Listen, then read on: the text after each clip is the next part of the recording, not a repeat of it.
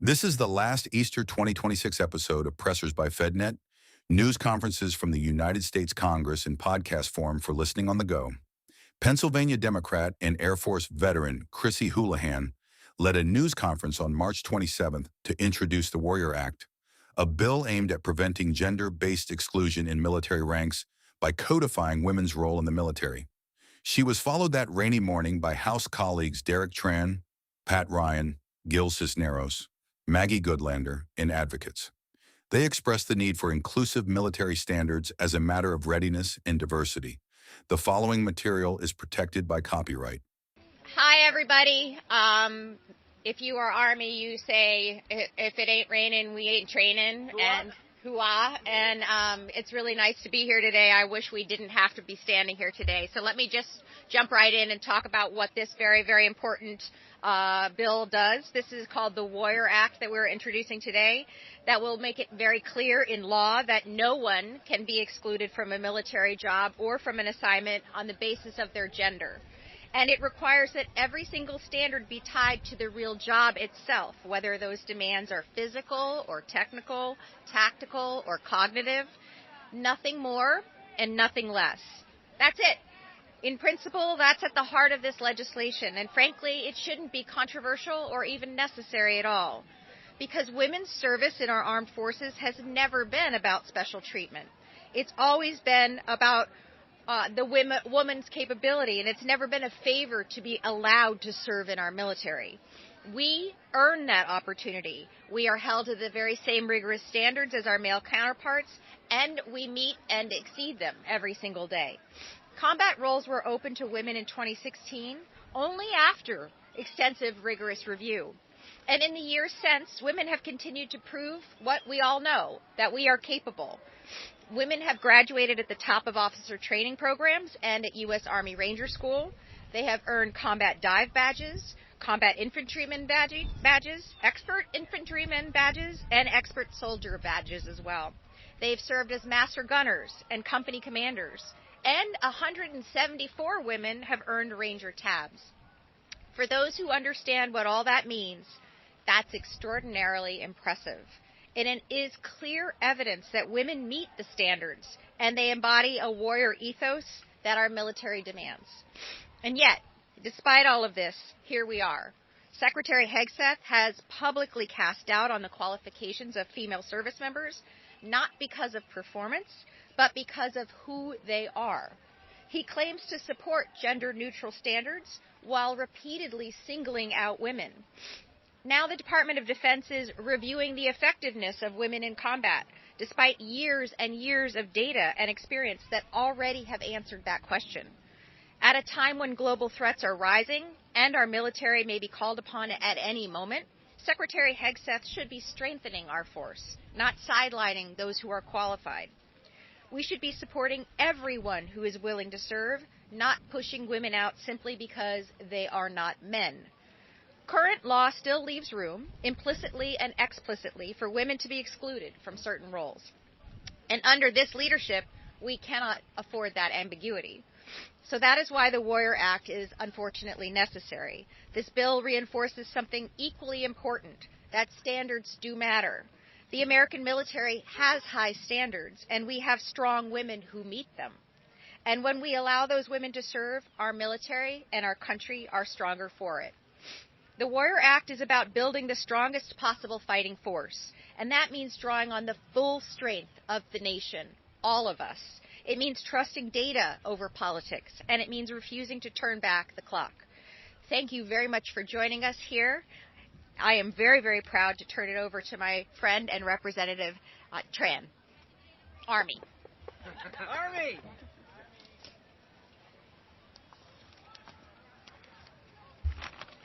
Good morning. I am Representative Tran from California.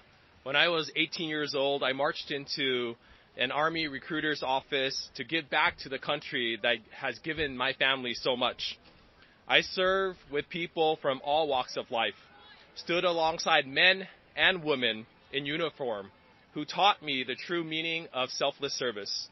And I brought those values with me to Congress.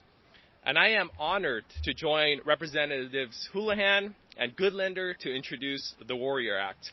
Today, we are reaffirming what veterans already know, that women serving in our armed forces make our country stronger and safer.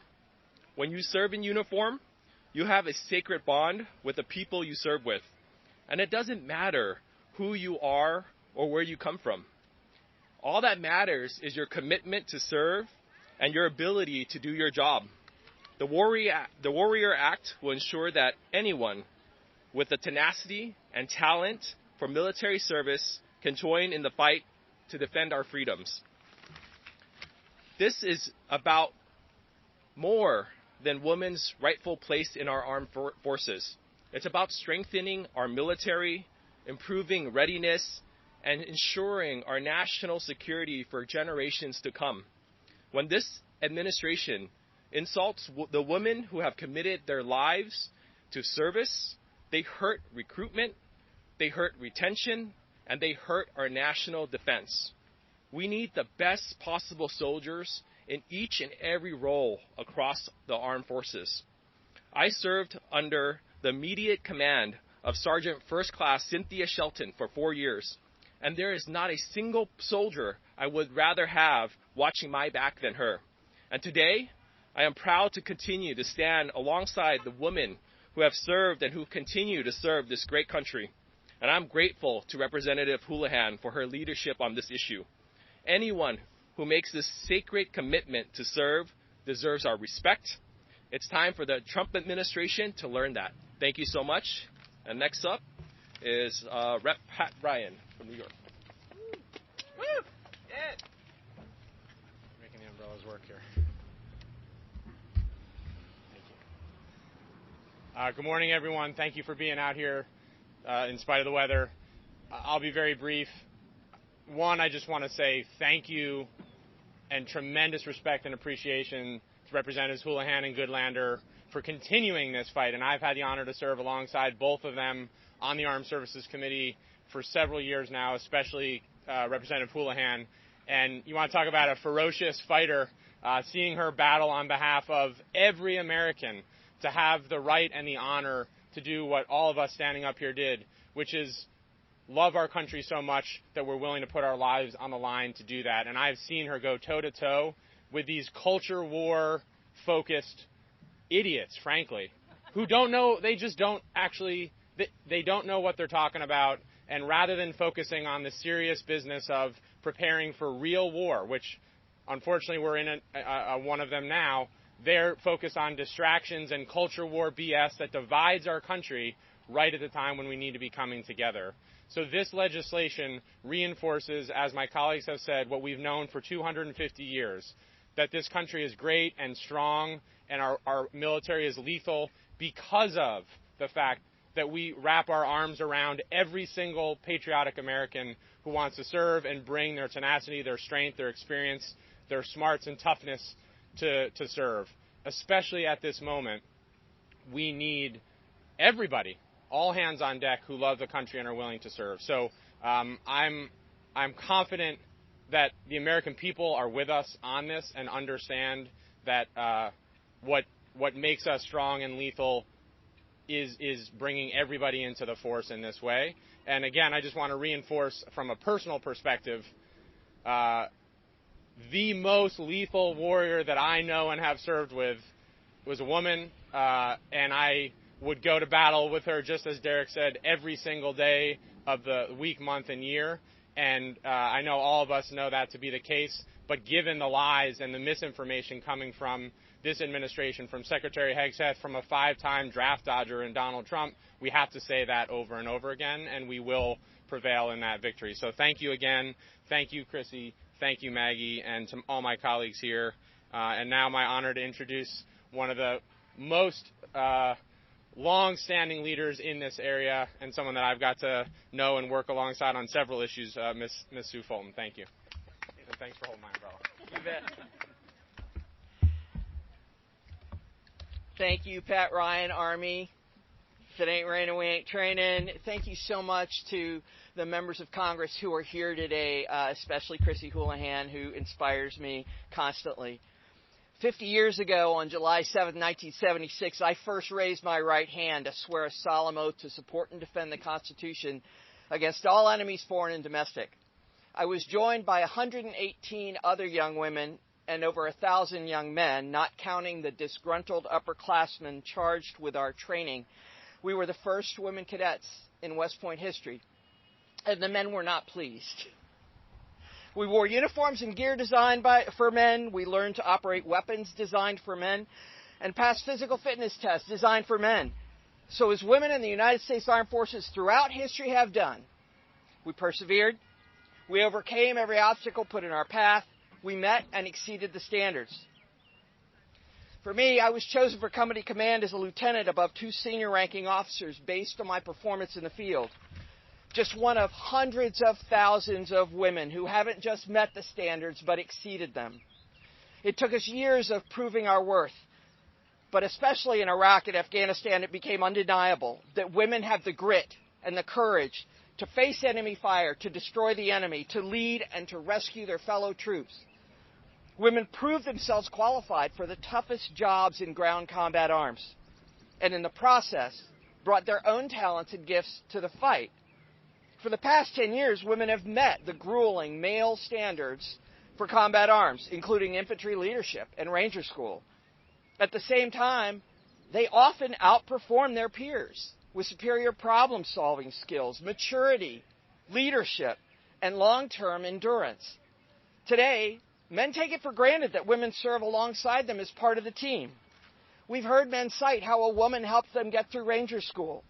Senior enlisted and officer leaders have testified that women have helped, not hurt, the effectiveness of our combat forces. 5 years of studies show women are succeeding in ground combat units so thoroughly that they stopped doing the studies. And we've heard reports from the field that having women in the ranks also motivates men to raise their game. Women have made our fighting force stronger, smarter, and better.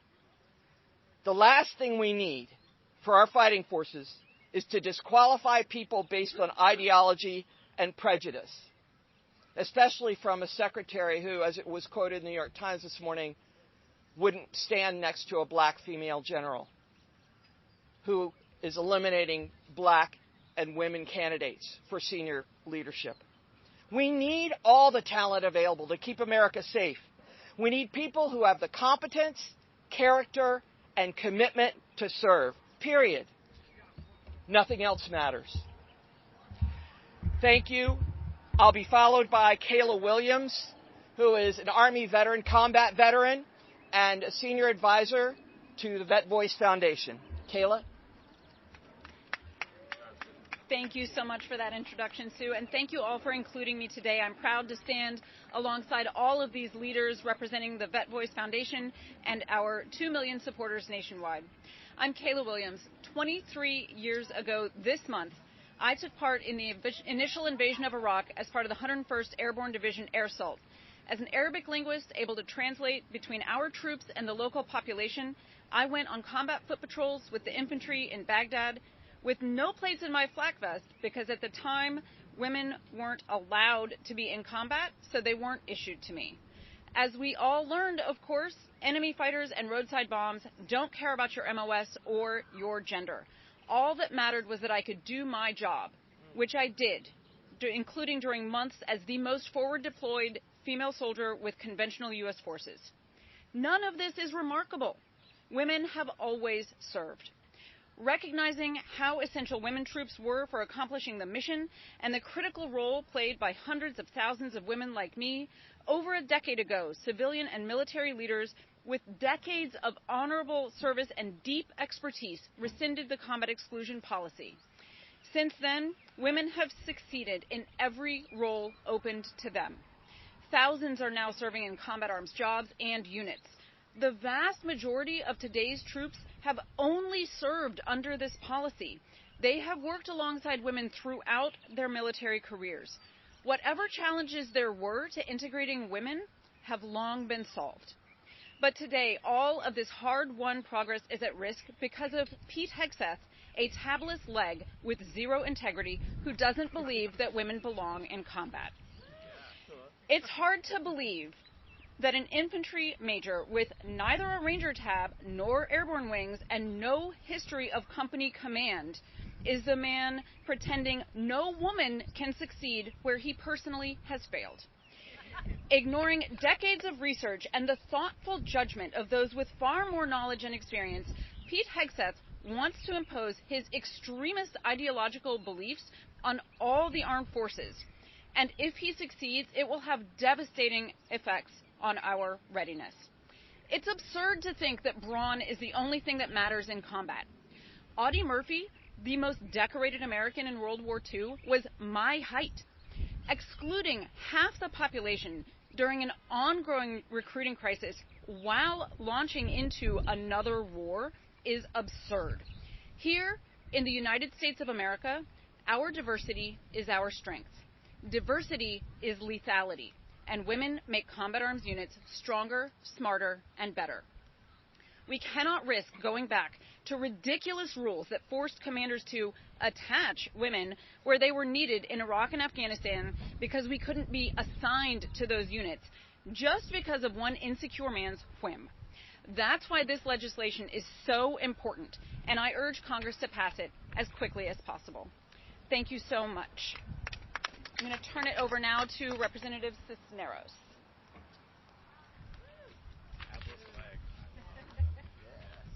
Good morning, everyone. I'm Congressman Gil Cisneros, and I represent California's 31st Congressional District. I want to thank my colleagues, Rep. Houlahan, Rep. Goodlander, for their leadership in introducing this legislation. Military service changed my life, and I take pride in the time that I spent in the Navy. And I believe anyone wanting to make the sacrifice should be given equal opportunity and access to serve our country. As a United States Navy veteran and former Undersecretary of Defense, I can say some of the best individuals I have served with have been women. And it's ridiculous that their value to our country in uniform is continuously being questioned by this administration. It's the 21st century, yet language for employment guidelines and military readiness standards is centuries behind. And as has been said, our current Secretary of Defense, Pete Hegseth, wants to take us back even further and deny women their opportunity to serve. What he wants to do is place in regulations that would have a glass ceiling preventing women service members from reaching their potential, not allowing them to serve and not be aligned with their strengths. I want to be clear. Women in combat roles have and do meet the fitness standards required for their job. The recurring threats to remove their ability to be in these roles has nothing to do with their fitness ability. Just last year, we had the first woman compete and complete the U.S. Army's three-day Best Ranger competition. Over 4,500 women currently serve in combat-related roles. No one bent the rules on fitness standards to get them there. They earned it by their merit. The introduction of the Warrior Act will make military service members more inclusive by removing gender-based exclusions in jobs, improving transparency from the Department of Defense, and increasing congressional oversight.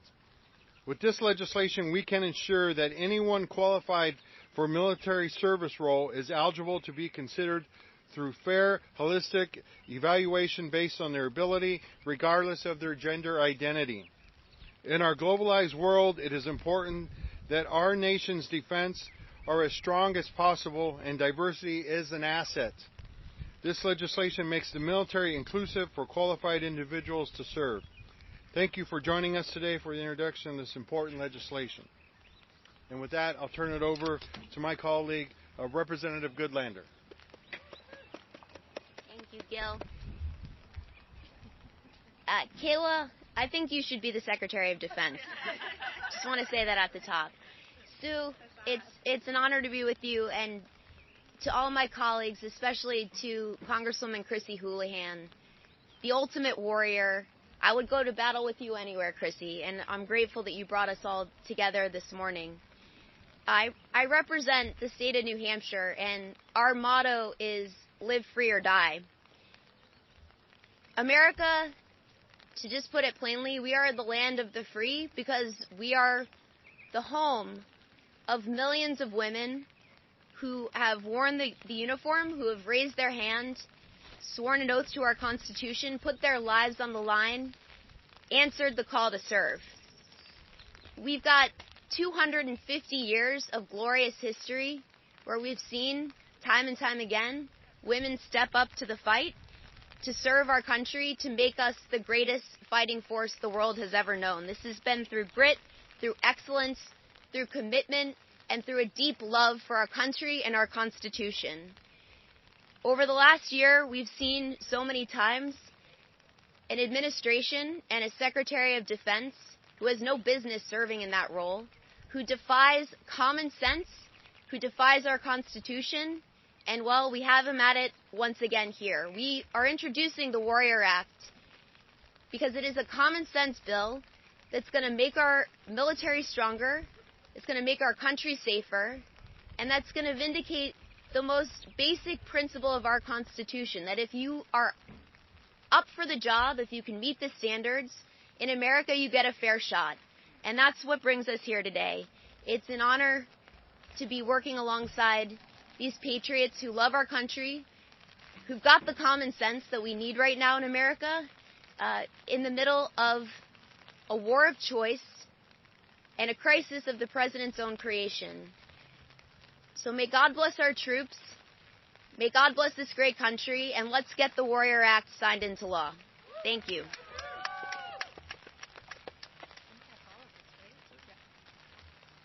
That is the conclusion of our remarks. We are grateful to you for your tenacity and happy to answer questions should you have them. That's it. Thank you. It's a wrap. Unauthorized reproduction, distribution, or use of this episode without express written permission from FedNet is prohibited. Thank you for listening.